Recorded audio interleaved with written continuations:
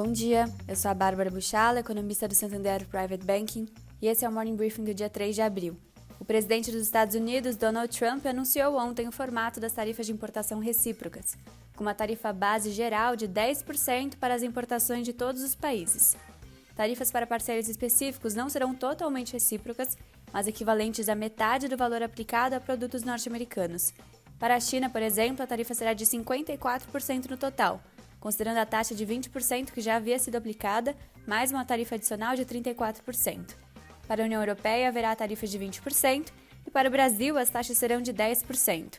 México e Canadá não foram incluídos na tabela de tarifas recíprocas e os produtos em conformidade com o USMCA, Tratado de Comércio entre as Nações da América do Norte, seguirão isentos, enquanto os não conformes serão tarifas de 25%. Os produtos de aço e alumínio já tarifados não sofrerão tarifação adicional e as taxas de 25% sobre automóveis importados se mantêm. O secretário do Tesouro dos Estados Unidos, Scott Bessent, aconselhou que países negociem as tarifas com o governo Trump, recomendando que não haja retaliações imediatamente.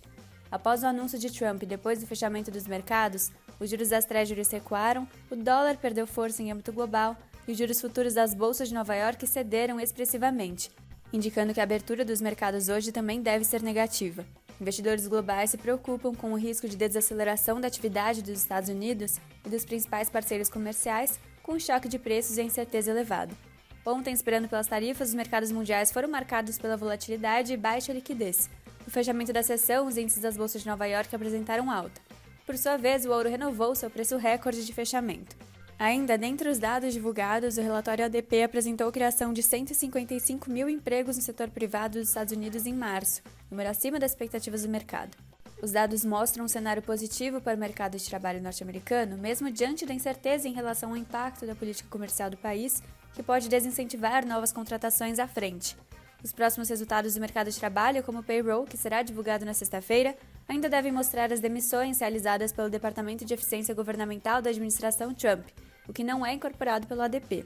Por outro lado, houve desaceleração nos ganhos salariais, e a diferença entre os ganhos salariais de novos contratados e de funcionários que permanecem nas mesmas empresas também diminuiu, sugerindo um nível de mobilidade entre empregos menor.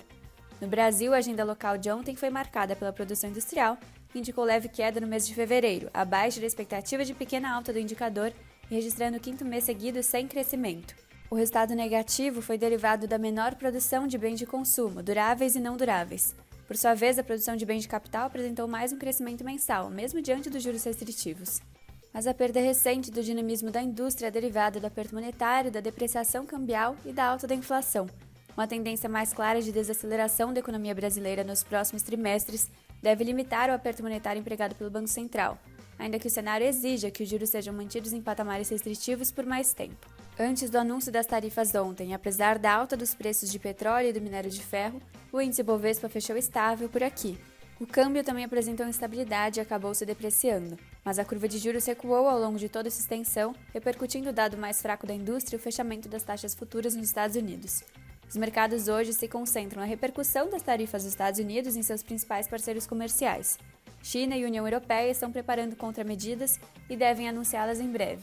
Na agenda econômica, dados de atividade na Europa e na China foram divulgados e mais tarde o ISM de serviços será reportado nos Estados Unidos.